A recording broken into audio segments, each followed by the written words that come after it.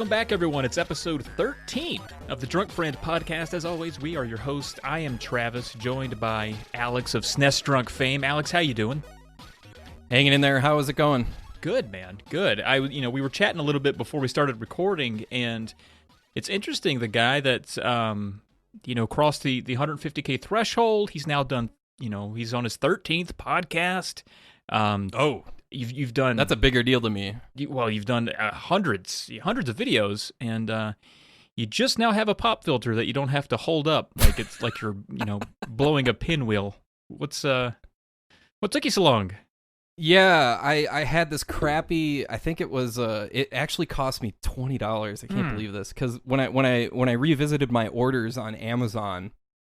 I don't know, I just got used to doing voiceovers with this thing, holding it up while I talked. And then, do you find yourself just holding something up when you talk to Pearl now? Because you're so used to it? She's like, what are you doing? Like, yeah. Sorry, I thought it was a pop filter. Just a spoon. Well, I didn't know these things existed. I am still living in the 90s, obviously. Or in some cases, the early 80s, depending on the video. But, I saw this wild new invention that's new if you're living in 2006 that wraps around the mic with like these, they're almost like hair binders, and it's like a microphone shield that goes around the microphone. And I'm like, oh, hey, I might need that for podcast purposes, not necessarily for channel purposes. Nobody wants any of that, but the podcast is my priority at the moment. It's the new hot thing. People are raving about it, and I mean it's great. You're upgrading the equipment. It shows me that you're dedicated. You're serious about being a drunk friend, and that's what's important to me, especially because my channel has certainly benefited from hanging out with you on here. Speaking of being a drunk friend, oh, that's right. What are you drinking? Oh boy, a lot of you are going to be disappointed, but this is just a blood orange cider, and it's from Tractor Brewing Company here in Albuquerque, New Mexico. But it is 6.9%, which is very nice. I don't think anybody's going to be disappointed. It sounds delicious. It's blood orange cider, but it's not beer. It's cider. Nah. But no, it is. I do really like it. It's very good, and it's a very fancy can. That's for dang sure. Tractor Brewing is very high quality here in Albuquerque. There's Marble, there's Bosque. I'm trying to think of some of the others, but those are the big three in Albuquerque are those three, I would say. What about you? I go for the lighter, sometimes less alcoholic or non-beer type drinks here in the summertime. It gets hot, and those are easier to get down when it's 80 degrees inside your own home. But I'm back to my old man drink. I have the vodka olives. Some might call it a martini. Again, I think that's too fancy of a word for the way I treat it. It's very dirty, very filthy martini. But so you just grab a fistful of olives out of a jar and just throw them in a martini glass, and then I use a spoon. Some fall on the floor. Some do fall on the floor. That's not my problem. But no, it's it's how I roll.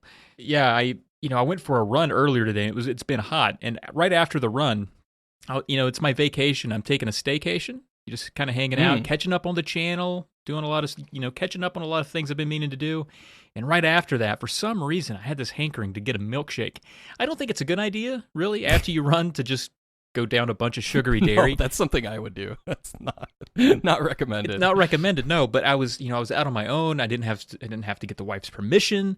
I was like, I'm gonna do it. I think I could finish it before I get home. So I downed the milkshake, and I haven't felt great since then, so that's why basically this is a long way. You finished it? The whole thing? How long did it take you? It's like a 15-minute ride home. Oh, damn. Yeah. Where was it? What kind of milkshake are we talking here? Is this like a Dairy Queen, Wendy's? It's a regional, semi-regional place called Cookout. They do some very sugary, high-calorie milkshakes that are delicious. Oh, no, as long as it's delicious, there's nothing wrong with that. As long as it's not like, the powder they mix with water that, the fast food places use. Nothing's fun about that. I made the mistake one day when I was working in downtown Minneapolis years ago. It was like 8:30 in the morning, and at first I don't know what came over me. I was like, man, I could really use a Dairy Queen Blizzard right now. Oh yeah. So, so I walked down to the Skyway, which is hard to explain if you're not from Minnesota, but it's kind of like a third floor tunnel that connects all these buildings to keep people from having to walk outside basically in the winter. I think the one time I was in Minneapolis, I think I used that thing. Yeah, it's awesome. I love it. There's all sorts of great restaurants and short little stops and stores and everything along there as you walk. I used to take when I took my breaks, I would take like a long walk all the way across like the Wells Fargo building and stuff. Cool. But there was a Dairy Queen, and I went down there at like 8:30 in the morning. All I had that morning was just like coffee. And I came back and I had an Oreo blizzard and I ate the whole thing in like something like 20 minutes. And it's like, why the hell did I do that? Because I was, just like under my desk in the fetal position within, less than 30 minutes. And I was just like full of regret. But I think I had a coupon or something. Maybe that was it. Trying to blame a coupon. Like, I need this coupon. I need to burn this coupon. What do I do? Yeah, you're trying to make yourself sound less weird and more frugal in this scenario, and I think that's commendable. I definitely, when I got to the first stoplight, I was like, I definitely shouldn't have done this. But anyway, that's why I'm not drinking a beer. I don't think I can handle it. I'm just sipping on something else right now. Sure. Yeah, so I think later in the episode, we're going to touch on some college sports action. So that's going to be fun. But we have some emails from some folks we wanted to get through first. All right, we have one from Jono. He says, after listening to the latest EP and hearing HG talk, and of course this was prior to Super Derek, hearing Hungry Gorilla talk about Wind Waker, a game which I have similar feelings about, I have a two-parter question for you. Number one, what is a classic, he put it in quotes, game that you can't get along with, excluding the Wind Waker and Link to the Past, as they've been covered already. We talked about that with her. And number two, what is a bad game that you love? And he goes on to say, for me, I absolutely can't get through the first Legend of Zelda. It's a great game, but it feels archaic to me compared to the greater depth that was introduced in Zelda 2. And I love Darkwing Duck for the turbo graphics. It's got an awful soundtrack, repetitive gameplay, and iffy controls. But it's one of those games from my youth that just has so much nostalgia tied to it. Have a great weekend. All right, thanks, Jono. We appreciate that email. I mean, I'm a little hurt that he can't get into the OG Legend of Zelda. To me, that's the creme de la creme. Whatever that means. I think it means good things. I do agree that the Darkwing Duck on TurboGrafx is like a really shitty but good time. I totally understand that. But yeah, Alex, what's a classic that you just can't get along with? For me, I think it's probably, I don't know if this is considered a classic though. It's Demon's Crest. Oh. For Super Nintendo. I don't know if people, that's not necessarily a classic, but it's a kind of a cult favorite, I guess, is the best way to describe that one. And the reason I can't is because it's extremely repetitive. There's a lot of backtracking. I really don't like the fact that you can just tap a B twice and you're floating over the entire level, no problem. I think the biggest deal breaker for me, I hate this kind of stuff in action platformers, when you have to press pause and go to a menu to switch forms. Oh, yeah. And then it's like Mega Man X had it right, where you can switch weapons forms, so to speak, by the shoulder buttons. Why didn't more games use those shoulder buttons? There's a lot of games that just flat ignored them when they could have absolutely put them to good use. It's a great point. Link to the Past is one of them. Yeah, that's true. Like, you gotta switch, you gotta press pause to switch items. There is a patch now, I think, on what's it called, romhacking.net, where that's been fixed, and you can use the shoulder buttons to flip through Link to the Past weapons. But yeah, Demon's Crest, I never really got into it. And the music, to me, some people dig it, and that's fine. I'm not slagging people for liking it, obviously, but it's the music really gets old. It's just, okay, pipe organ, more pipe organ, more pipe organ. It's like, enough already. Like, I get it. Fire, I get it. I really have an attachment to that game specifically for just the opening part. I think that's just metal as hell. I just love that part. And I think that pushed me through the rest of it to where I would reflectively look back and be like, that was a good game. But yeah, there are definitely a lot of aggravations about it. In fact, the first two times I played Demon's Crest, I ended up finishing it prematurely. I went through and there's a way you can like get the bad ending pretty soon, and it's not really apparent what you're supposed to do at that moment, but you're not supposed to do that. You're not supposed to go and fight this guy and finish it earlier than you should. So, yeah, it definitely has its drawbacks, but, man, it looks great. It does look great. The backgrounds and the settings are awesome. And, yeah, the way it starts and the way the game is structured, where you got that boss fight right off the bat. That's so cool. Oh, that's awesome. Yeah, no, it's really cleverly structured like that. But, yeah, Secret of Evermore is another one that comes to mind. It's that's not a classic, but it's a cult favorite. And I revisited that one last winter before my winter break, during my Thanksgiving break, actually, last year. Yeah, that was another one that was like, I want to like this, but there's just too many flaws, too much bad stuff here that is way too annoying. Yeah, and that's another one too. Like I remember a long time ago. I think on the first time you and I podcasted together, I had you on a Polykill Collect call, just interviewing you about stuff. And I think I asked you, like, is there a video you wish you could take back? And you said, yeah, you thought you were a little too hard on Secret of Evermore, but I was all about it. I was like, no, that game sucks. Fucking you nailed it. Because I had just got done playing that game, and I found it just very aggravating. And there's a lot of cool things about it. Like, it uses a lot of the ambient sounds to push it through. Yeah. I think that's kind of cool. But man, as soon as I got to like the marketplace and like the Rat King and all that stuff, it was just like, no thanks. Yeah, I like the alchemy system in theory, but it just is kind of a chore to use. Yeah, the marketplace is such a deal breaker for me. Oh my god, it is so aggravating. And when I saw that timer pop up in the lower right, I was just like, nope. This is stupid. Like, don't time. This is hard enough as it is. Don't time me on this. What is this? What am I in elementary school? Is this a test? Like, that's enough. Well, what about you then? What is a classic game you can't get along with? Oh man. I think I'll just have to point to the Metroid Prime series. I can't get into those. I really want to enjoy them. Oh no. I really want to enjoy them. I don't have any strong like hate feelings, but they don't click. I like my Metroids 2D. That's kind of a thing.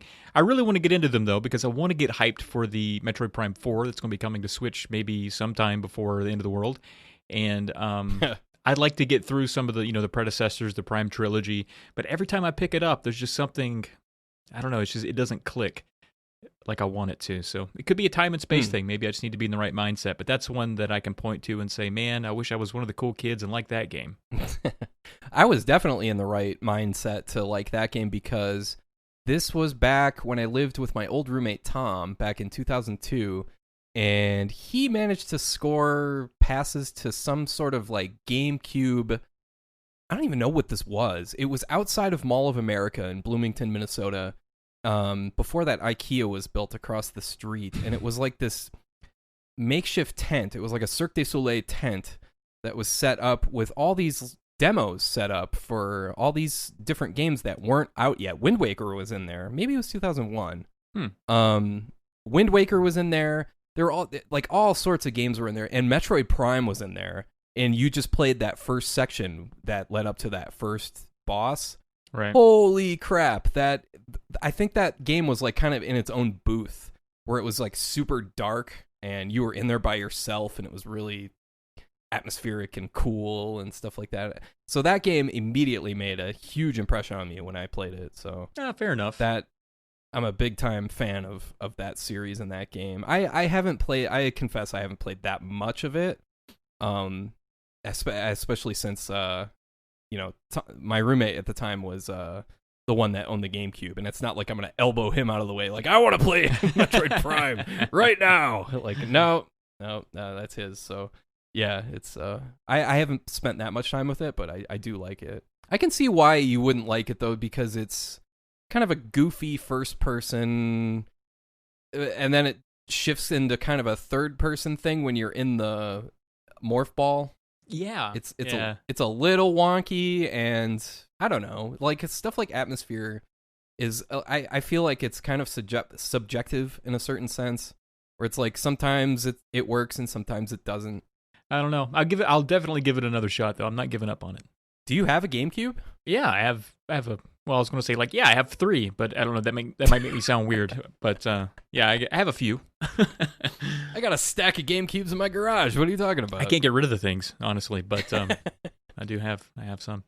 So the other half of his question, of course, what is a bad game that you love? We're going to get to some bad games that we love when we talk some 90s college sports in a little bit. True. That's kind of my go-to because my go-to answer for this is always NCAA basketball for Super Nintendo. I think that's probably the best or the worst game that I really like a lot. I love the little idiosyncrasies that come with sports games where you've got like not a million, but like, I don't know, 36 teams, and you've got to like comb through every roster to find guys that are good 3-point shooters, guys that can dunk from the, the free throw line or whatever. I love stuff like that. So when I found out that a guy on the North Carolina Tar Heels named Davison, once he gets warmed up, he can knock down any shot from within half court. Did you find out if this guy was real? Because I remember this in your video. Oh man, I used to think he was Donald Williams, which was the guy who hit the winning shot in, like, I want to say not the winning shot, but he was like the MVP of the Final Four in like '93 when they won the title. I got you. But I thought it was him, but I found out it wasn't, and I forget who it actually was. It makes sense that it would be Donald Williams because that guy was lethal from 3. But whatever, I can't imagine who it might have been because that game is weird in that I don't even know how they managed to come up with the ratings that they came up with, because if you shoot from 3 with like the guy from Oklahoma State, he's like a center, I think his name is Lark. That dude is money from 3. He's like Dirk Nowitzki. Wow. It's unbelievable. And it's like, why? And it's, he's 75% from 3 points. And it's like, he probably made like a miracle half-court shot and 2 other threes in his career or something like that. He probably only made 3 of 4 the whole season or something like that. Like, this guy's not that good of a 3-point shooter. He's just, like, he made 3 shots, 3-point shots in his whole career. Yeah, that's true. He just had that high percentage. Yeah, I think they just got lazy with that sort of stuff.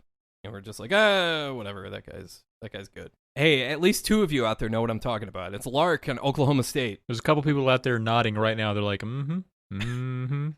yeah. For me, as you've been talking, I've been kind of looking through the list of games I've played, and I was like, I guess I just don't really like bad games. I guess I'm just pretty predictable. Look at me go. But you made a good point when you said, coming up later, we're going to be talking about some college games that maybe aren't great. And I don't even know how College Slam was received back in the day, but I do have a strong affinity for that one. So maybe it's better if we leave that topic untapped for now. We can talk about it more after a couple more emails. But I do remember College Slam and loving it because I was like, NBA Jam for college, this is amazing. And it being not quite NBA Jam. But I still loved it. Right on.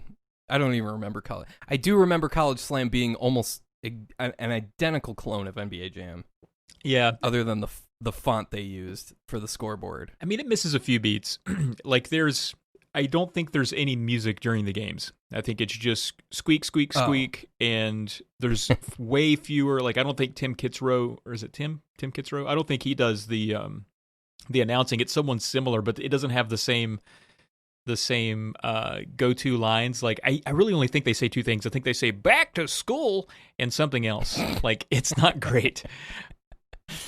But I mean, it's still fun. Like, it still feels the space of an NBA Jam for college. But yeah, it's, I don't know how well it was received. Maybe people think it's great. But I liked it, and I don't think many other people do. So I'll just say that. There you go. There you go. That works. That fills the criteria of the question. Big time.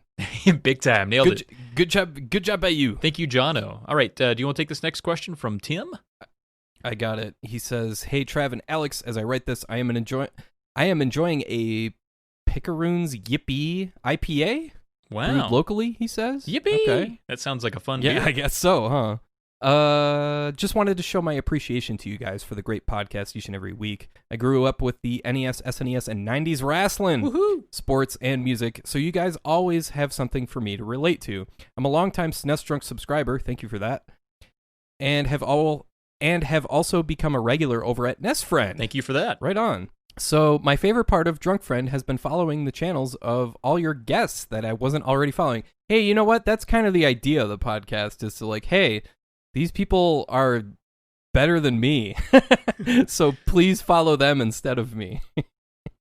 Not instead, but you know what I mean. Please not instead. Please not instead. No, it's fine if you do that instead. Really, it is. It's just video games. But I'm just saying, like, listen, these people, like, Super Derek is a great example where it's like, this dude puts like a ton of effort into the video production of his stuff. He's got like a super fancy camera and all that, is super nice setup. And yeah, I'm just a guy with a microphone and a $20 pop filter that stopped sticking to the desk like 5 years ago. So. And he goes on to say, with no live sports, being able to watch all this new content has been a lifesaver. Please keep up the great work, gentlemen. And then he says, P.S. My dream 90s Wrestling Survivor Series team would consist of Bret Hart, British Bulldog, Mr. Perfect, and Razor Ramon. Solid group. That is really, I'll say that is a very 90s group. Yeah, it is. It doesn't get more 90s than that. That's pretty solid. Yeah, that's pretty dang solid. He didn't really have a question there. We just wanted to read the email. Yeah. Thank you for that, Tim. That's nice. Thank you for that, Tim. Thank you for the nice words. Yeah. Also, this might be another good segue to sort of a mini shout out. Over, I guess this week, I was, unbeknownst to me, included in a video of channels you should check out that are under 2K subscribers. And there was a list of pretty decent channels there. It was done by a guy whose channel is named Genovi. I wasn't familiar with this guy prior, but he has, like 10K subscribers. And so part of his 10K hit was, I'm going to put out a video that points you towards some folks that I think you should be watching. And someone linked that to him. He's like, hey, did you know you were in this? And I was like, I had no idea. So I looked at that, and it was awesome. And I've ended up crossing the 1K threshold thanks to that video and that shout out. So that was very cool. So thank you, Genovi. And I will say, I think I figured out how I got on that guy's radar, and that person might be a guest in the very near future. And we can maybe, I can thank him in person on this podcast. But wow, that was just really awesome. That's just really cool to see, people helping each other out. That's what, in the segue was, that's what we want to do here, is expose people to some different people in the community that we think are awesome and should get more notoriety and attention. So. And expose people to 90s college football and 90s sport, 90s wrestling. Yeah, that's kind of our thing. We want to lure people in and then make them choke on 90s sports. That's what we're here to do. This is just part one, folks. We haven't even gotten into it yet. I mean, it's going to be a 26-volume anthology. Ken Burns style. Right on. Okay, and then this last one here, this might require some mental gymnastics on our part, but this is from John. He says, Dear Drunk Friend Podcast, just call me John. Okay, John. That said, the movie Tommy Boy is 25 years old. As far as I know, it never had a licensed game spinoff. Pretend it's 1995 and you're tasked with creating Tommy Boy, the 16-bit game. What do you do? What do you have for John here? Do you have anything? Yeah, I think I make a tactical RPG in the style of Ogre Battle, March of the Black Queen, where you play as Chris Farley, where he has to attempt to take over the business of is that the story in that movie? I forget the story. I just remember the jokes. Callahan Motors, man. I think yeah. His dad is Brian Dennehy. I think his dad dies. Yeah, exactly. Yeah. I love that movie. So yeah, I haven't seen it probably since it came out. Wow. So yeah, I need to watch it again. All the Black Sheep is another one. I need to watch all those old Chris Farley movies again. It's been forever. I think I can only remember a couple parts off the top of my head, but I think there definitely has to be a sequence where you're driving a car and you have to dodge deer on a roadway. I think that's a big one. There should also be a mini game where you try to get the jacket on without ripping it. Yes. Fat Guy Little Coat goes without saying. You have to have Fat Guy Little Coat. I think it's just that, it wouldn't be the greatest licensed movie video game, but how hard is it to make one of those? It'd be better than Wayne's World. Yeah, that's 100% accurate. But yeah, I think if it were left to me, I would just make little mini games of every segment, and no one would buy it, and they would all hate it. But you got to have fun with all the jokes. It'd be published by like Ocean or something like that, and nobody would buy it, and it would be, like it'd be the game when you go to Blockbuster and Mega Man X2 is checked out, and Donkey Kong Country 2 is checked out, and Chrono Trigger is checked out, and what's left on the shelf? Oh, it's Time Slip and Metal Morph and Tommy Boy, the 16-bit game. It's like, oh man, what do I do? I think a Happy Gilmore game would actually have been fun. Oh, I think that would have been a fun time. Tremendous because, there aren't very many good golf games on Super Nintendo anyway. That would be perfect. And definitely not terribly arcadey as I am imagining this one would be. I mean, you have the hockey stick. Every hit's just a swing for the fences. Maybe you do like that last hit where you have to hit the puck through some like Rube Goldberg, or hit the puck. What am I thinking? Hit the golf ball through some Rube Goldberg like setup and try to save Grandma from Ben Stiller. Man, that's what you got to do. All of a sudden, it's Kirby's Dream Course. Yeah, I guess that does exist. There you go, doesn't it? Yeah, I like it. Well, thanks, John. That was fun. I would play that game. Yeah, thanks, John. That would be fun. That's why we're trying to get, in addition to getting people some attention, where some YouTubers some attention from other folks, we also want someone out there with talent to make the games that we just make up here on the show. So if you can, you can whip up a Happy Gilmore for us. Still waiting on that. What do you call it? Link's Awakening style remake of where Magneto solves puzzles with his magnetic powers. Yeah, tiny little childlike Magneto bending metal and stuff and warping stuff to his will. Gotta have that. I would play that game. Yeah, absolutely. I mean, there's so many. You could describe a lot of things to me, and I'll say, yeah, I'll play it. But would I really? I don't know. I would play it. Would I spend money on it? That's the big question. Oh, there you go. Yeah, that's the big question. So let's get into some college sports, specifically the 90s, but a lot of my college sports love and experience comes from a little bit later than the 90s, so we'll bleed it all together. Who cares? But okay. For you growing up, of course, there in the lovely Twin Cities, did you have an affection for the local Gophers? Kind of, yeah. Especially since the Timberwolves were an expansion team that arrived in 1989, and there's all the pitfalls and pratfalls that come with that. They were absolutely atrocious for seemingly forever until they got Kevin Garnett. Pooh Richardson, you keep forgetting Pooh Richardson. I don't know why.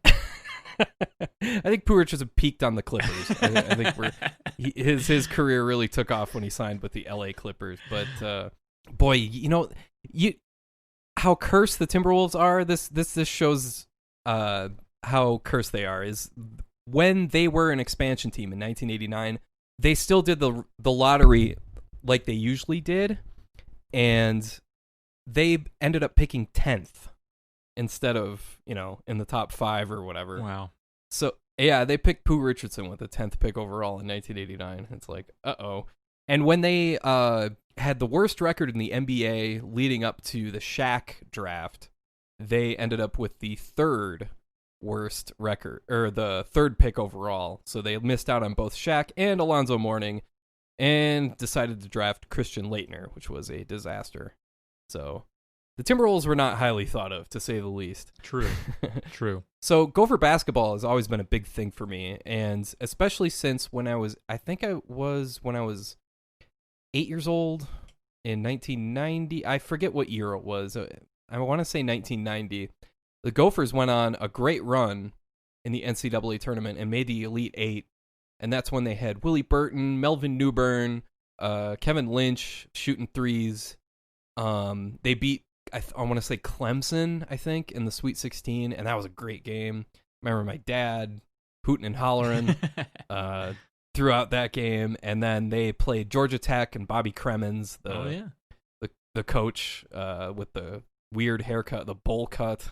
Gotta love that. He's a great coach. I always admired that guy, but Georgia Tech got the better of the Gophers to go to the Final Four that year. I want to say it was either 1990 or 89 or one of those years. But yeah, so I glommed onto the Gophers pretty early. Are they still your team for college basketball? I mean, do you have like a team, or are you just a casual fan now when it comes to college basketball? I'm kind of casual now because I live in Albuquerque. Yeah. I've lived there for the last 6 years. College basketball is pretty big here, surprisingly. It's Mountain West Conference. So it's not, and Mountain West used to be, I wouldn't say a hotbed, but it was pretty, Kawhi Leonard. Oh, yeah, yeah. And you had, what's his name? The old Michigan coach, Fisher, was out there at San Diego State coaching, and they were like a 3 or 4 seed, like for 4 or 5 straight years. Like they were a legit team. Then that really fell off. And well, they have who else is in there? San Diego State, UNLV. UNLV, yeah. Those are some great. They've had some great teams. The Pit is a legit college basketball venue, though, and they call it the Pit. I learned this because I worked at UNM for a short period, but the court is actually kind of underground, and so when you go into the building, you actually like go down the stairs. It's really cool. Like it sounds kind of weird, but it's really cool because everything is kind of underground, and so sound really amplifies in that place. It's kind of like Quest Field in Seattle, where they built that place specifically for sound to reverberate and to echo off the walls and that sort of thing. The Pit is kind of like a natural version of Quest Field. Okay. It's really kind of cool. It's super loud in there when it gets going. Holy crap. So in light of that, New Mexico's had some good teams. I don't know about since you've been in town, but have you made it to many games at that venue, or did you see like any ranked games? No, unfortunately not. When they were good, that was when Steve Alford was the coach, and they were as high as I want to say a 3 seed. Mm-hmm. They had a few seasons where they were like, 30 wins and like 6 losses or something like that. They were really good. That was when the Mountain West was like a legit conference. But so Steve Alford signed a contract with UNM to be their coach for the next 10 years. And everybody was like, oh, great. This guy's great. He's a great recruiter. He might not be that great of a game coach, but he's a really good recruiter. He can get players out here and blah, blah, blah. Like less than 10 days later, he signs with UCLA to be their head coach. So all of a sudden, Steve Alford's head is on a wanted posters across the state. So yeah, that was already established. Like I think that happened right before I moved here. Ever since then, UNM, the Lobos, unfortunately, have not been very good. That's the thing with college basketball is that coaching carousel, man. In both football and basketball, it's you never can trust that your coach is going to be there for longer than a day. You never know. It's lousy. Yeah, that people still feel betrayed by that, and they still boo that guy at every opportunity. They call him Benedict Arnold and all that sort of stuff. All those great little old references, those old-timey references. Have we not had a traitor since 1789? Wow, we're still poor Benedict Arnold, man. Hey, he earned it. It just reminds me of Gorilla Monsoon when he was calling, speaking of 80s and 90s, Gorilla Monsoon would be calling a match, and some guy would interfere from the outside, and he Pearl Harbored him, and it was like, what? When I was a kid, I had no idea what that meant, but that's interesting. So your journey in basketball started back home with the Gophers. Didn't travel with you. You picked up the Lobos for a minute. Now you're just a spectator, I guess, of the entire NCAA. I assume you don't really have any allegiance to the Mountain West, but no, but okay, so I gained an affinity for gambling when it came to NCAA basketball, because it was just fun. But it really started back in junior high when I was, I think, either 7th or 8th grade, and there was this student aide in gym class that was named Eric, and he was a high school senior. And this would have been 1996. I think it was in 8th grade, because it was the Final Four when UMass made the Final Four. And when the NCAA tournament started that year, I think UMass was a 1 seed, and that was the team that had like Lou Rowe and Marcus Camby, and they were really good. And this dude wasn't convinced though, because it was Atlantic 10, it was a small conference, and he was making fun of me for liking UMass. I liked their swag. I thought they were a good team, and I thought they might win it all. and he bet me like $5 or $10 or something that UMass would not make the Final Four. And I was like, I'll take that on. Are you kidding? UMass is definitely going to make the Final Four. So, and then they ended up making the Final Four, and the dude ghosted me. Like, he didn't even acknowledge me after that. So, Boo. And the thing is that I'm this puny little 8th grader, and he's a high school senior on the JV team for basketball. And I'm like, and he's like, 6'1" or 6'2", and I'm like, I'm not about to like, hey man, where's my money? Like, I'm not about to do that. So I felt really, it's like, oh, I won, but there's nothing I can do about it. Yeah, man. Very. I definitely remember. I remember that team though, that UMass team, and it was John Calipari. John Calipari was the head coach. I remember that team because across divisions in the Atlantic 10, where my Virginia Tech Hokies having a good year over there. Oh, they were in the A10 back then. Back then, yeah. This was pre Big East, pre ACC, and nice. Good year that year. 23-6, ranked for a really hot minute. Wow. Yeah. But who was the coach back then for Virginia Tech? Bill Foster.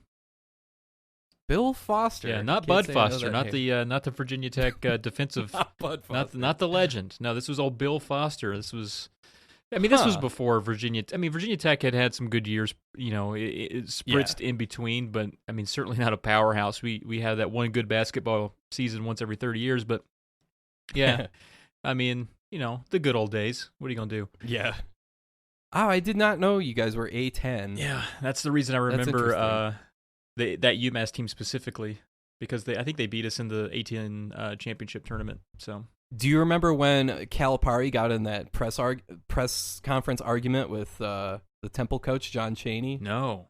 And John Chaney threatened to kill him. Whoa, that's got to be on YouTube, right? It's super intense. If you can find that on you can find it on YouTube. It's all over YouTube, but you can indulge in that when you get the chance, because it is intense. It's intense for 1995 or 96 or whenever it happened. Absolutely, yeah. Yeah, but John Chaney, the Temple coach, that guy was, he looked like he never slept. Like he was he ate, slept, and, breathed basketball 24 hours a day, 365 days a year. Like, that guy was like, you don't mess with this dude, like, ever, for any reason. And then Calipari was the bratty new kid on the block, and Chaney did not take kindly to some of the stuff he said. So he fired some shots back. That's what I'm trying to say. There you go. Yeah. Man, that A10 basketball, rough, rough and tumble in the A10 Absolutely. Back in the 90s. My gosh. But you're a Hokie. Yeah. So you've got some you've got some really good memories, I would think, of some really good football teams. Football, yes. Back in the early 2000s. Yeah, I would think specifically. Yeah, specifically. Well, the late 90s were, I would say, more of the peak. We peaked early.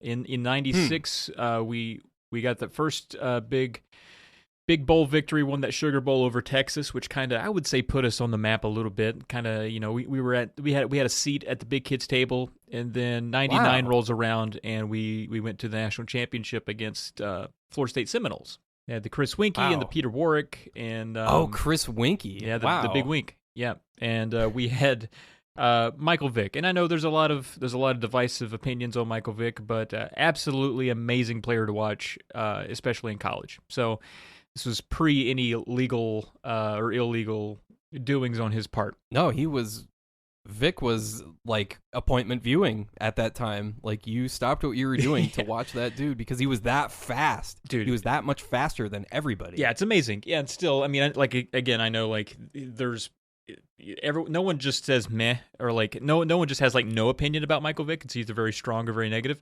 So I won't go too far into that, but it definitely shaped my college football experience. I grew up in the middle of nowhere, like absolute middle of nowhere. There's not a pro sports team within several rock throws. So, like, even growing up, there were no Carolina Panthers and no Tennessee Titans, which were close, semi-close.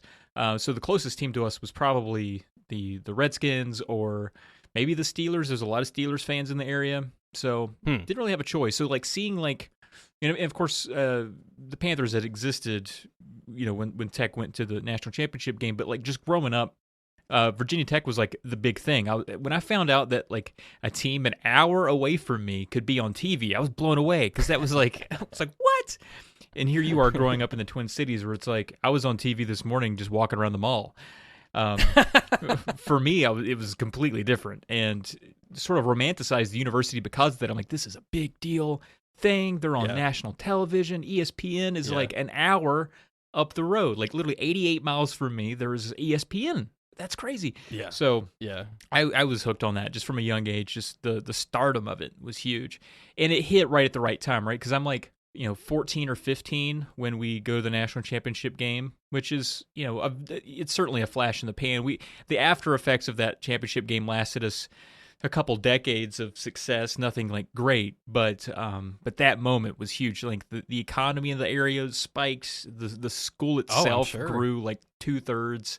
I mean, wow. It had a huge effect on this little place that's basically just, prior to that was just a huge rock and a cow in the middle of nowhere. Now it's at least that, a couple people. So it had its impact. So yeah, I definitely enjoyed college football because of the local flavor. I don't think if I grew up around a pro team, I might not even care as much about college football, honestly. But because it was local, that meant a great deal. And I ended up going to Virginia Tech, obviously, too. So yeah, you're a little bit biased. yeah, a little bit. But yeah, so a little taking it back to video games just a little bit. One thing that always bothered me growing up, whether it be basketball or football games, a lot of them didn't have Virginia Tech in there, even though we were a D1 school. A lot of the teams that were featured in those games, I guess the licenses were expensive, and so they got the big boys in there. You'd have your Ohio States and your Michigans and a lot of those teams. In Virginia, they would always just have UVA. They wouldn't have Virginia Tech. So that would always sucked for me growing up. So I couldn't really actually ever be my team. I think there were a couple games in the 16-bit era that finally managed to get Virginia Tech in there, but what are you going to do about it? Well, what's funny is that my go-to retro college football video game is Bill Walsh College Football for Super Nintendo. Heck yeah, and dude. That game didn't have a license for anything.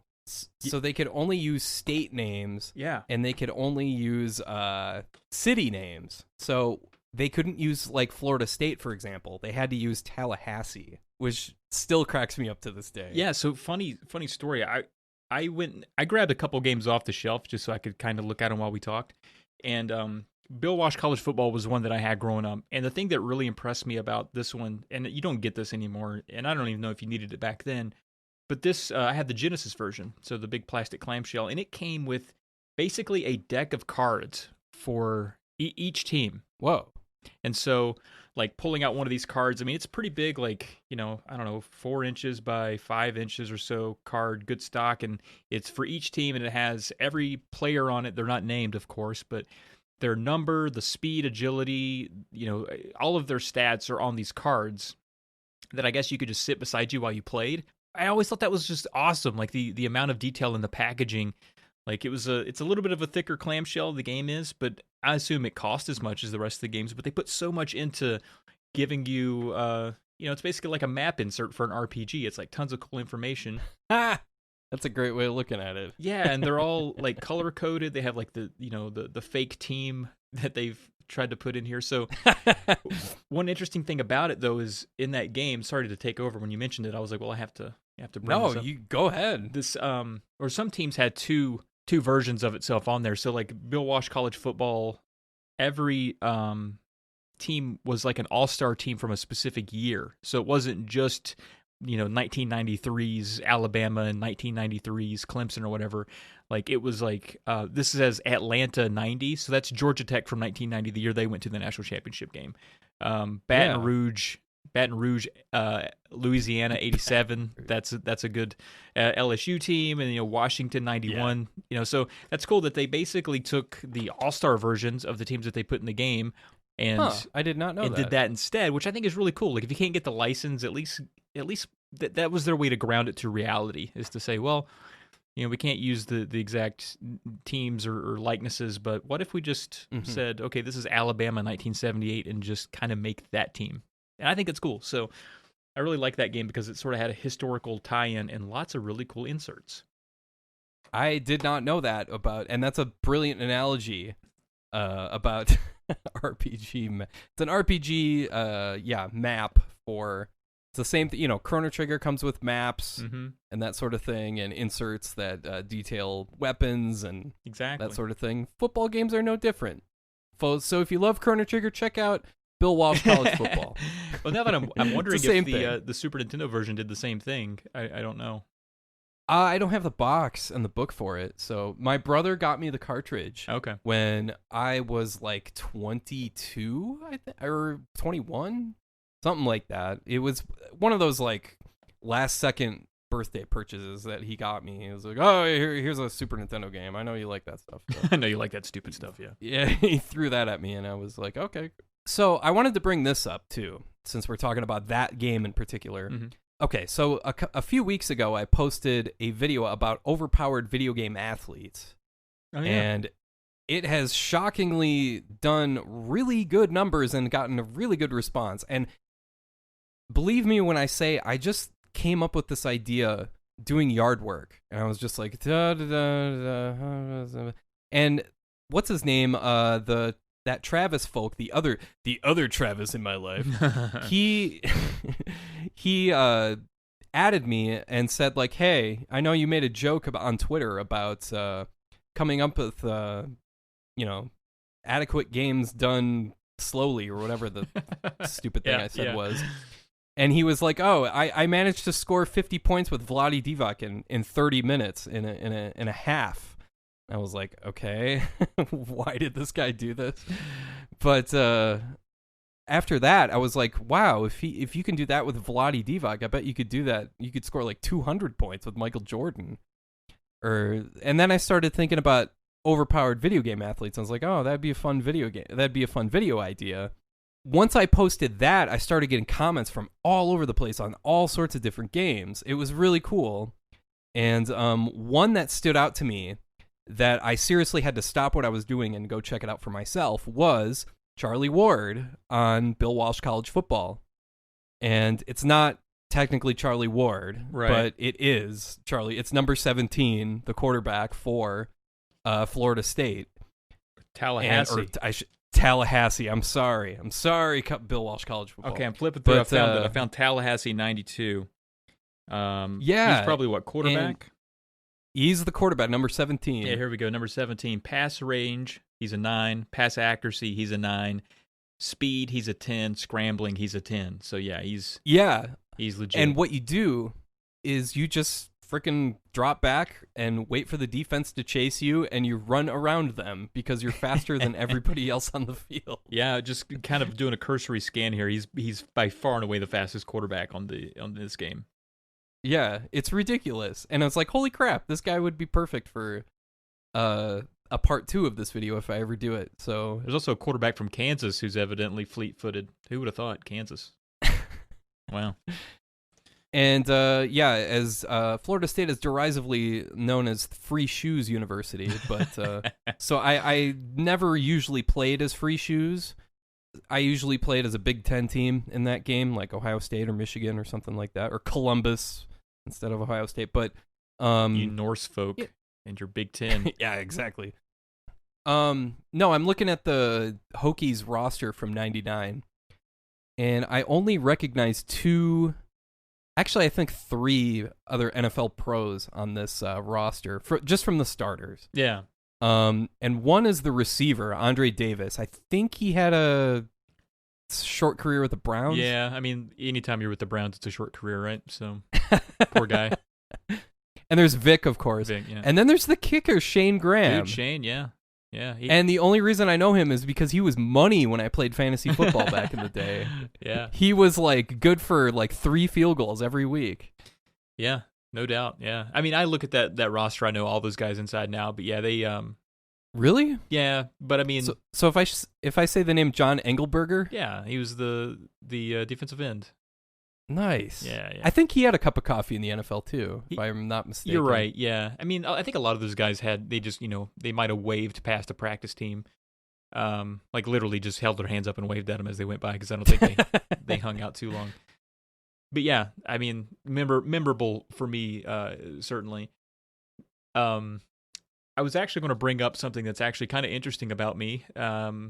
Yeah. So I, again, loved college football and loved the college football series, the EA NCAA football games. So I would get those every time they came out. Like day one, I was always in line to get the NCAA football game. I love the dynasty modes. Played the shit out of those, man. I make this joke on my other podcast, Polykill. My main podcast. Jake would be offended if I called it my other one. My main podcast, Polykill. I always talk about how, the big reason that we do Polykill and that I took this hard turn into gaming is because I felt like I spent probably from the ages of 10 till 25 in what I called sports prison, where I basically just played sports games. Like I was just a sports game guy. I was that guy. Like the guy that didn't play RPGs. I might have dabbled in a Call of Duty, but I was the, on Operation Sports, that website, doing, as many mods as I could to anything that I could get my hands on. I wanted to make, especially with the college football games, I wanted to put the actual players in there, not just have them represented by numbers. I would create leagues for, local high schools and stuff like that. So I was like really big on it. And I realized that at some point, I think in like 2011, 2012, there was no subreddit for this game series. There was like a Madden one, and there were some other ones. And I actually created the reddit.com/r/NCAA football series subreddit. And over the past like couple of years, it really just took off like huge. Nice. So at some point I had to pass it off because I was like, it was becoming too much to mod. Like when it was like a few hundred people, I could help organize a dynasty. But when it got to like 20,000 people, I was like, does anyone know how to mod a subreddit? Like, I think I messed up. I don't think I need to be here. So that was really cool to actually start that kind of community, and it's still thriving. It's still cool. People are all the time posting like glitches and funny stories. And there's some people that they take it like to an awesome level where they will like take a player, like focus on a player and write like a game-to-game blog about that player, and sort of like this fiction. Wow. It's almost like a fictional novel, and it's showcasing their career all the way through the 4 seasons, and that's just awesome. So a lot of creative minds there. But would you know, the year that I guess it was 2013 when I made that subreddit, because the year that we made it, I say the year I made it was the year that Ed O'Bannon won, and they said they couldn't make any more college sports games because of Ed O'Bannon, the bane of your existence. Yeah, that very year, I was all excited. I was like, man, every year. That's why I named it NCAA Football Series, thinking there's going to be one next year, the one year after that. So I can't put a year on it. I'll just call it the series. It's so smart. And they quit. And now I'm holding that game in my hand, and I just read somewhere someone sold a copy of this for like $180. Because it's like, that's the last one that was made, and people are clamoring because it still has... Holy crap, 180? I mean, someone said that. I don't know if like that's the going rate, but someone said they paid that much for like a mint copy or something, like they had to barter like one of their children for it or something. I'm not sure, but wow. It still has some like, I guess, loose online support. Like you can still use the Dynasty. They had like a way you could like make teams online, like at your computer, and then download them into the game, so you could like put your own art and stuff for the helmets and all that stuff. Nice. So that's still kind of thriving, and so it's still an active community. But that's just kind of cool to have a hand in, sort of. That's very cool. Fostering something like that. Thanks. Yeah. Thanks for saying that. That's really awesome. I really miss those games, like tremendously. Like they were so much fun. Yeah, one of my favorite memories of my life, of both my video game life, quote unquote, and my and my actual life, if those are things. My video game career, I guess. Yeah, there you go. But I remember. Okay, so it's been a tradition of mine, of me and my brothers, to go over to his place to watch the Super Bowl every year. And then after the Super Bowl's over, we'll play a game of NCAA football, whatever that version is of that year. And we both go in cold. Like, he might have the game, and he might have played it a bunch, but he won't have played it. Or at least I trust him when he says that he would not have played it for several weeks or months or however long, and I obviously haven't played it at all. And we just go one-on-one, and we play, we pick whoever, and we play against each other. One time, I think it was after the Tampa-Oakland Raiders Super Bowl, which would have been 2002, 2003, something around there. Is that the Gruden Bowl? It was the Gruden Bowl, yeah. And I think I picked Oregon or something like that, and I forget who he picked. But opening kickoff, deep in my own end zone, field it. I'm like, screw it. I take it out. I do a spin move, juke another guy, and all of a sudden it's open field. I take it back to the house for an opening kickoff touchdown, and my brother's already 2 minutes, real time 2 minutes into the game, and he's already throwing controllers and stuff. And I'm like, this is the good stuff right now. This is the good stuff right here, right on. I miss those games dearly. They're awesome. Yeah, I definitely have fond memories of when I was in college. And actually, I didn't start off by going to Virginia Tech. My first college was a small college called UVA at Wise. It was a small town called Wise, Virginia, and they had sort of a satellite campus out in the mountains. And my best friend and I went there for some reason. It's a fine school, but I don't know why exactly we went there. We ended up transferring to Tech after a couple years, but I do remember being in the dorm room, and you can't co-op a dynasty, but we both wanted to have a dynasty, so we had to have this agreeable. We would take turns. It's like, all right, I'm going to play a game in my season, then you can play a game in your season, and it was kind of cool because we would really be because we're not facing each other, kind of supportive. Hey man, what you should do, kind of backseat coaching each other, but not annoyingly. Yeah, and it was I felt like I was his assistant coach and he was my assistant coach. It was a lot of fun. I had a lot of fun doing That's that. a really cool way of thinking of it. Yeah, it was a good time.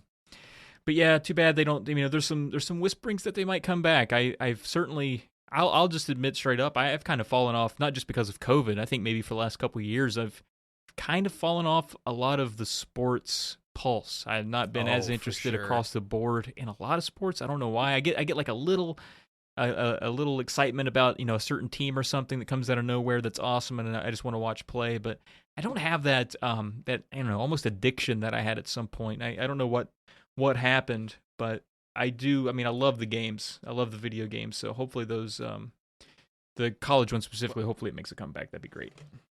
Well, what happened, I think, is we all sobered up. We got we laid on the bed and we shook and we sweated out all the toxins. There must be sports toxins. We sobered up and we got over the fever and the flu symptoms, and we're like, okay, fine, it's out of our system. And that's how I feel, at least, because none of this, it feels like there's not a sense of urgency anymore with sports, because it feels like it's been replaced with current events and that sort of thing. And not to get too into that, I know people probably listen to this to get away from that kind of stuff, but I'm with you on that for sure. Having said that, though, I will say, as I've gotten older, the more I've gotten into college football, and the more I'm getting away from NFL. I don't know why that is. I think that's because, if I had to guess, I think it's because of the atmosphere. I just love the band, it's always a full stadium, almost always, unless you're in the Metrodome in Minneapolis. Then it's just flat out depressing. But I will say it's fun, man. I think I live in a college town where football is pretty close to religion, and I will proudly say, we've had some middling seasons over the last decade or so, which might actually attribute to some of my complacency regarding sports in general. It's just that the local team hasn't been doing it for me, so I've had to turn to some other stuff to fill the void. But certainly, even when we're middling, we have a really good home team atmosphere, and that's true for a lot of colleges. Certainly, a lot of schools, a lot of people are out there being like, "Well, my school had a really cool thing too," and I'm sure they're all great. But I really do think that that Virginia Tech is kind of special. So I would recommend, if you're ever hankering for a good college football game, if we're not ass, and you're ever within 200 miles of our Rock and Cal, you should come hang out and partake, man. Blacksburg. It's kind of unmatched, I think. I don't know. I think it's a good time. Well, one of my all-time favorite YouTube clips, it's in my favorites list, was I think I want to say they were playing Miami. Yeah. It was an ACC conference game. You probably know what I'm talking about already. Yeah, where Harris. Enter Sandman. Yeah. It's really just Enter Sandman playing on. It's we're conditioned to just lose our minds when we hear it. Oh like, my in town. god! Yeah. It's just the crowd is just going insane. Yeah. And it's just the coolest. You can't help but get goosebumps when you watch that. It's just the best. Yeah, it's pretty rad. It's definitely pretty rad. The atmosphere is just A plus plus plus plus plus. So, no doubt. Yeah. Whereas I grew up in the Twin Cities, and I was stuck with the. You want to know the most depressing college? The polar opposite of Blacksburg is going to be the Metrodome, where the Gophers were doomed to play for many years. It's just depressing. It's not the college feel at all. Not even close. Is it close to the university? Like, is it? It is, yeah. The Metrodome is right along the river, across the river from the university, so it made sense that, from a logistical standpoint, that would be the location. But now they've got TCF Bank. I don't know if it's even still called that, because I don't know if TCF is still a thing, because I haven't lived there in forever. Never heard of that. So I thought that was going to be like an ice cream shop. TCF? No, it's God, I remember getting TCF stuff from the Minnesota State Fair, like free stuff, like flyers. It's weird to think of them as like sponsoring a freaking football stadium, but anyway, yeah, the football stadium there is a massive upgrade, and as a result, now they've got a legit football coach now with Coach Row the Boat. I can't remember his name, but he's the Row the Boat guy from Central Michigan. Yeah. And they had their best season last year in I don't know how many years, probably 60 years. Was he Western Michigan? I think he might have. Or Western Michigan, yeah. What is that guy's One name, of those though? Michigan Paul something, places. Pete, Paul, Phil. I forget. Young guy though. I have young guy, kind of fun. No, he's a young guy, and he's bald, and he's a really good speaker. He's a really, really good speaker. He's really good in front of people. He's really good at motivating. Holy crap! When I watched the videos of this dude speaking to the players, before and after games, I want to run through a wall. PJ Fleck. Listening to this guy. PJ Fleck. There we go. Yeah, that guy is. It is Philip. Philip John speaker. Fleck. I just looked it up. Nice. Philip. Nailed it. He looks like Phil Rob John. Corddry in his Wikipedia page. If Rob Corddry decided to just say screw it and just go with the shaved head look. Yeah, I mean, I don't know. You should check it out. It's pretty impressive. But yeah, I mean, I think you're right though. I think they had a pretty good year. Was it last year? I guess they did all right, right? It was last year. Yeah. I don't necessarily root for them because I never took as much as a single class at UNM, so I don't have any sort of affiliation to them at all. Or UMN? Did I say UNM? You did. Oh my god. Isn't that weird? Yeah. I moved from a state that's the inverse of the previous state. Yeah. No, it's UMN. God, that feels wrong to say. Boy, I must be home now, huh? But yeah, no, it was his third year here, which means that his recruits were playing somewhat. Yeah. So, I mean, the dude's legit. I mean, it's the guy, you can't argue with him. And he's just kind of it's hard to say this about a college coach without feeling stupid, because everybody's been burned by a college coach at one point. Not me. At some point. At Frank Beamer for 300 years. Frank Beamer for another 300 years. He's going to stick around forever. He still hangs out in the press box. I don't know what he does. As college football, I think that's why I like it, though, is because college football has become my respite from the Minnesota Vikings. The Vikings are a source of constant disappointment and just perpetual, me and my brother, I could send screenshots of the text messages we have back and forth, and it's just me and him, no context, just saying fuck, and just it's the worst. Like, it's not fun. Like, it's not fun to be a Vikings fan. I would never have, if there's a subscription service that's like, oh, do you want to be a Vikings fan that next year? It's like, no, I don't. but I feel like I have no choice because I'm kind of stuck with this. Yeah. Because I've been with it for so long, because my dad was a season ticket holder and all that sort of stuff. And so college football is kind of my life raft, I guess, is my lifesaver. I hear you. I mean, it's good to have that. I mean, even if you are experiencing your team being shitty, it is kind of nice to have some fellow fans to wallow in it with. We have our Discord, we have a sports channel, and during college football season, there's a lot of us that root for the Hokies. And the last couple of years, that's fun. It has just been a string of F words, a lot of negativity, a lot of negativity, man. And it's actually kind of comical, like. After you take the loss and it's hard to swallow, and flipping back up through the messages and just seeing just charred earth, just scorched earth, things that we regret saying, things that we don't regret saying. I'm sure most of the people have muted that channel that aren't affiliated, or at least they do on Saturdays. But it is fun. I mean, that's what sports are about. It's more. It should be. I don't know if it is for everyone, but it should be more about camaraderie with your fellow man, and not so much living and dying by what a couple people are able to do with a ball. Yeah. But I do find myself in that trap where it's like it will ruin my weekend if I have my heart set on like, yeah, we're going to win, and then it's going to be, oh man, when this team comes to town next week, we're going to be ranked here. It's going to be, and then we lose, and it's just so deflating, right? So yeah, then I go fire up NCAA 14.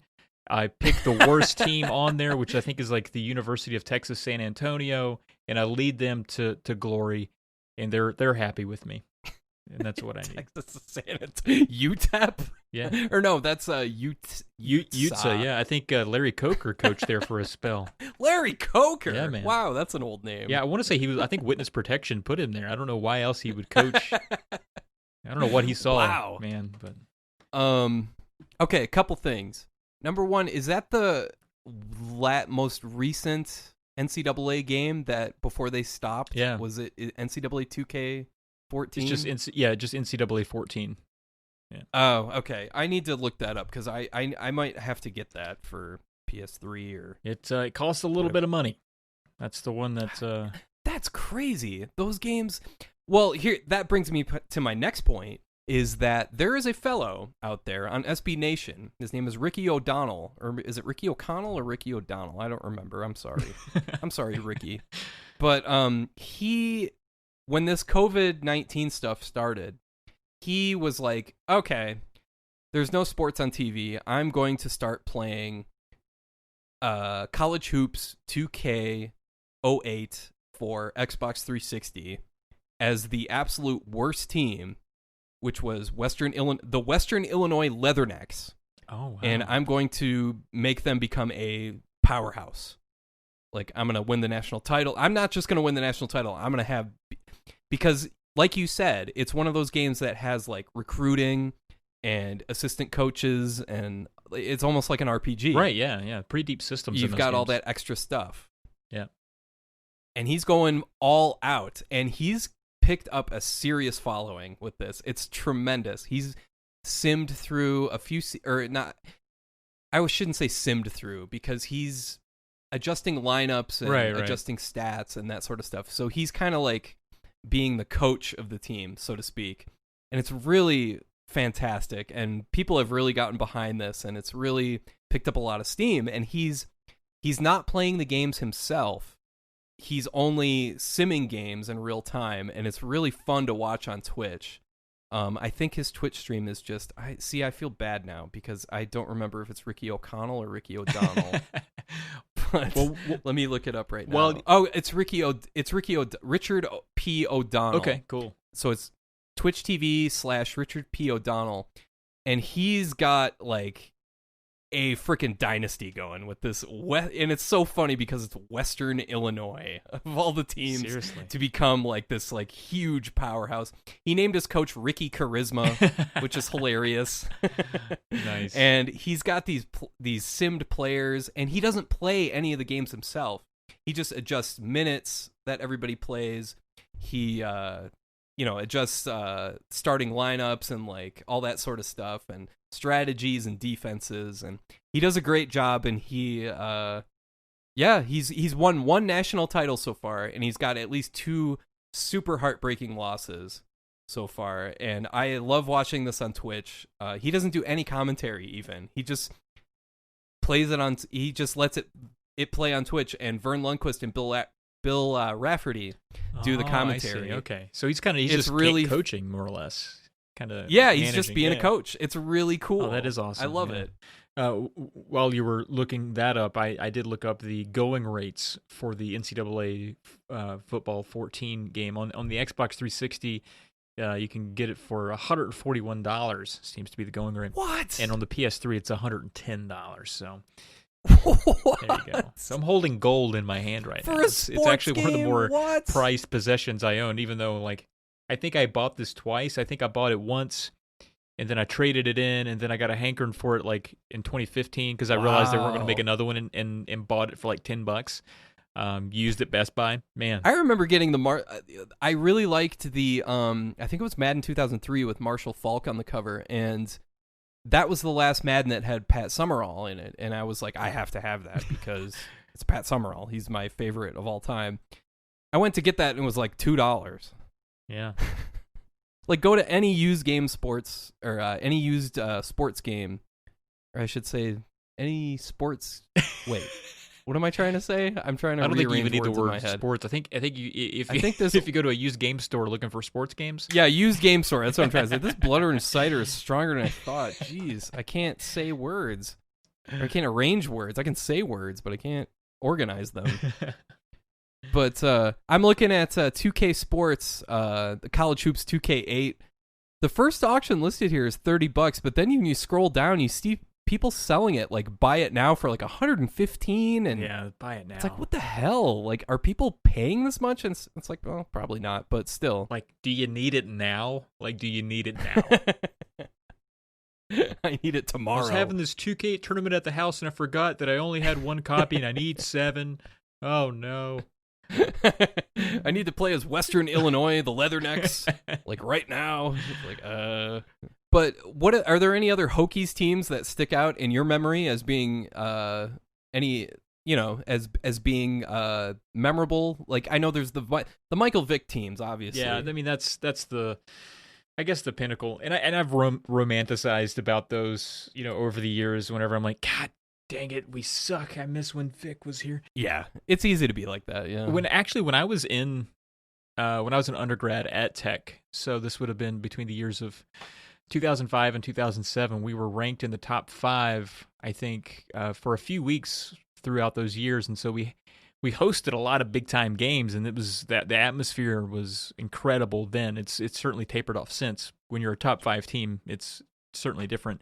It was also like the first years we were in the ACC, so it was bigger money. You were getting big time opponents, bigger opponents, bigger spotlight, and there were some good teams there. I mean, it was. I think I'm a little more disappointed about it because we had good teams, and then we ended up losing, stupidly as teams do. But definitely, I remember the atmosphere a lot. And I will say though, if I don't know, I doubt we have many more college football episodes. So I'll mention maybe my favorite moment that I witnessed, which was Tyrod Taylor was the quarterback. You might remember Tyrod. Oh, nice. Yeah, it was a really good team. He's good. Yeah, it was solid. It was a really good team. We played Nebraska at home, and it's not very common for Virginia Tech to play Nebraska. It just doesn't happen. They're way out there in the corn. It doesn't. We're out here in the mountains. We don't hang out. The game was pretty much a snooze fest for most of it. I think it was very, Virginia Tech's been, aside from Michael Vick, very much a defensive school, and so it was low scoring. It was like 10-9, and it was a super low scoring game. And with like a minute left, I'm in the stand. There's like the student section, so our offense's back is to me, and they're trying to score at the other end of the stadium. And so there's not like a huge, there's a jumbotron behind me, but there's not one in front of me. So like my awareness of what's actually going on way down the field isn't great, and it's not great for many of the other drunken, sunburned people that I'm around either. Right. And I have this grad student with me. He and I, this is like a lot of my friends had already kind of left, and so I met this guy in grad school. This guy, he was probably 4'6". Didn't speak a lot of English, but he loved football. And I was like, dude, let's go in and get get some seats, you have a better chance of getting like a season if you have a partner to go in with. It's like season tickets. So I have tickets with this dude, and I feel like he's my responsibility. Like I have to keep an eye on him. I've invited him to this thing. He's only been in the U.S. for a few months. I don't want to. Wow. I got to keep an eye on this guy. He loved football, though. God, he loved football. So we're watching, and at the very end of the game, there's a Hail Mary. Tyrod throws this Hail Mary. Danny Cole, well-loved at Virginia Tech history, runs under it, catches it. We think it's a touchdown from where we are, but he actually runs out of bounds at like the, 3-inch line. But all of the stands where I'm at, pretty sure he scored. So it's chaos because this is like, okay, we went ahead. It was 10-9. Now it's 15-10. We've done it. This is great. And I turn around to celebrate with him, and he's gone. I don't know where he went. These people are jumping and going crazy. People are lifting people up and hugging and running and jumping. It's complete chaos. Well, we figure out that, hey, that wasn't a touchdown. The offense gets back on the field and they're trying to score. They actually have to go all the way to fourth down to get this touchdown to score. And it's like on some fluke crazy ass pass, and we all have to celebrate again. I'm still looking for my buddy this whole time. I'm like trying to keep tabs on the game, but I'm like, yelling his name. No one can hear me. It's chaos. I find him like 3 sections down, and there's just a group of dudes that are using him as like their push-up counter. Like, like when a team scores and they just lift you over their head and count the number of points. He was in the midst of that, and he was having a blast. I don't know how he got there. He traveled like 150 feet east of me in the blink of an eye. And I was like, get back over. I felt like his dad. I was like, get back over here. What do you do? You don't run away from me at a game. Like, wow. Yeah. I ended up winning though. But that was my memory of that was, oh my God, I've lost my friend. You go into, don't you hate that you're like, you feel like you have to be the responsible one? Yeah. It's like, God damn it, like I gotta be the accountable person here. It's like, yeah. And he was, I hate that. He was feeling. Like 13 years older than me, and he looked maybe 18. And I was like, I'm gonna have to tell his wife that I lost him, and I don't even know I don't even think I know how to say his name. Like we have got to find him. So I was a nervous wreck. That's too funny. I got him though. He's safe now. He's all good now. That's tremendous. Yeah. We haven't even talked about Alabama or LSU or any of those guys. Or I mean, we're just talking current football at this point, but I don't even care. Like, whatever. I wonder, though, if you're brazen enough to stick around to the end of this episode, that means you're a true college football fan, and you have no choice but to reach out to DrunkFriend at podcast@gmail.com and let us know what your college football team is. Yeah, please do. How you tailgate. That's always a big thing with college football people is. Yes, I guess absolutely. NFL too, of course, but what's your go-to on Saturdays? And tell us what barbecue you like the best. Do you like North Carolina barbecue? Do you like Texas, Kansas City? That's a hot topic right there. If you're tailgating, you love all that barbecue stuff. I'm actually quite barbecue agnostic. I like most of them. I think I might lean a little more North Carolina. Maybe it's my roots because I'm closer, but I'm not. I'm leaning towards Kansas City. I like the sweeter stuff. The sweeter stuff. I'm into the spice a little more so, but I can't do the spice. Yeah, not as spicy as Pearl can attest to. You live in Albuquerque. You live where they invented it. What are you doing? That's green chili. It's a different kind of spice. It's a different brand of spice. It will clear your sinuses. That's for damn sure. Right. Yeah. Well, to bring this back home though, I did, in preparation for this podcast, I said, I played, I had played the College Slam on the Super Nintendo way back in the day. Did you? Enjoyed it quite a bit. But I also have this copy on the Saturn. And I was like, I've never played it on the Saturn. It's probably better. And I played it. It's actually pretty good. I didn't mind it on the Saturn as much. It seems to play a little bit faster. Again, no in-game music, which is just, what the hell are you thinking? But it's a lot of fun, man. I think I might go play a little more after this, to be honest with you. But Sega Saturn College Slam. Yeah. Okay. God, I love that logo too. That basketball biting on that rim. That's so cool. That's such a 90s thing. Oh, for sure. Yeah, I need that on a T-shirt. That would be great. Like just on a plain white T-shirt. Yeah, that's way too baggy. An oversized. Yes, it needs to be like size like XXXL. Exactly. Yes. So you really look 90s. Because it kind of almost has like a giant Looney Tunes shirt appeal. Yeah, and a Tweety bird on the back or something. Exactly. Yeah, I don't know. Man, we are the 90s. We should rename the podcast just 90s Ass Podcast. 90s Ass Podcast. We're gonna have Steve Mongo McMichael next week. Stick around. That would be a kink for a lot of people, I think, if they had a podcast where you just you interviewed Mark Summers and people would be way into that, I think. How can you get more niche? Like, okay, let's. Is that how you say that? Niche. I think so. Niche. Yeah, niche. I don't even. But yeah, we need Steve Mongo McMichael. We need Mark Summers. We need the red-haired kid from Terminator 2 that rats out. Or not. He doesn't rat out. Or I should say he doesn't rat out John Connor at the beginning. That dude was in like every Nickelodeon show ever. Yeah, man. Who else is there? I don't know. Well, you mentioned redheaded kid. I was thinking you got to get that redheaded goalie from Ladybugs. I think that was that movie. Good call. Nicely done. Or the kid from Rookie of the Year, like that dude. Yeah, man. We see what that guy's up to. You know, the Polykill Network, we're always trying to grow. If we could do the 90s Ass Podcast, if we could get some connections, I think you and I could specifically pull it off. I'm down.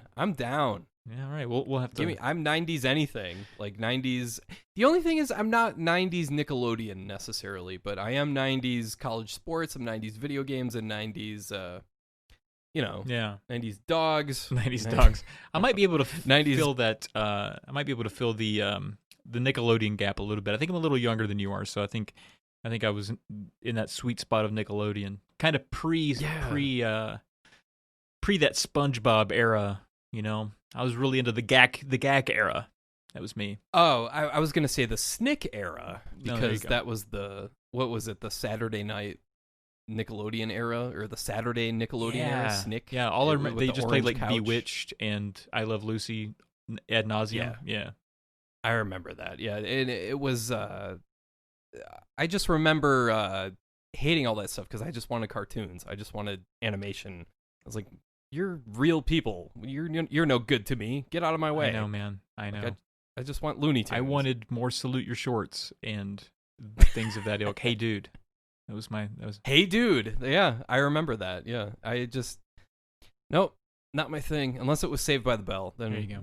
My friend Dan and I could point and laugh at those people. But other than that, nope. Well, if any of you out there have connections to any 90s superstars so we can kick off the 90s Ass Podcast, let us know. Even Screech. Oh, that'd be great. Yeah, he might have to collect call a prison to get Screech. I think didn't he stab somebody? I'm pretty sure he's in jail. Screech stabbed somebody? What? You didn't know? You didn't know? No. Dude, yeah, I'm pretty sure he Jesus. Samuel Screech Powers stabbed a man. Almost certain. Oh my God. Wikipedia here real quick. I like I remember his name. I just know Zach and here we go. Jesse. On December 26, 2014, Dustin Diamond, was arrested in Wisconsin for possession of a switchblade knife, which he was alleged to have pulled during a bar altercation in which a man was stabbed. Damn. So there you go. What the hell? He only served 4 months in prison for that. Come on, Screech. What do you like? We have higher expectations for you. All right, never mind. Exactly. Yeah. That's been another great. I don't know. Go ahead. You can edit that out. I was gonna sign off on that note because I thought it was appropriate. And that's been another golden moment in drunk friend history. It's all good. I mean, an altercation in a bar, that is the drunkest friend thing you could do. I know, right? That's what I was thinking, but... well, I guess that's done it for an episode of the Drunk Friend podcast. Again, if you made it through just meandering about various periods of college football and occasionally bringing up disjointed conversations about the video games in which you probably thought we were here for, we appreciate that. So again, reach out to drunkfriendpodcast@gmail.com if you'd like to give us a shout or ask a question, anything you'd like to have shared on the show. I don't actually have the note sheet up for what I'm supposed to say here at the end. Okay, yeah. That's it. That is it. Actually, I'm the professional here. Yeah, go Alex, let's go. And if you'd simply like to help out the show, remember to rate and view us wherever you listen. Yeah. Man, this guy gets a pop filter and listen at him. We're on Twitter as well. I'm at Trav Plays Games. Alex is, of course, at SNES Drunk. And we also want to give a shout out to Coolor for the podcast music. The song you heard at the beginning there and at the end here is called Electric Starbounce, and you could find a link to more of his music on the Buzzsprout podcast page. That's right. Please visit polykill.com if you want to hear more podcasts similar to this one and that future 90s Ass podcast that we're going to put out. Be sure to catch us all on YouTube, and thanks for listening. And we hope you have a great rest of your day. Cheers. Thank you.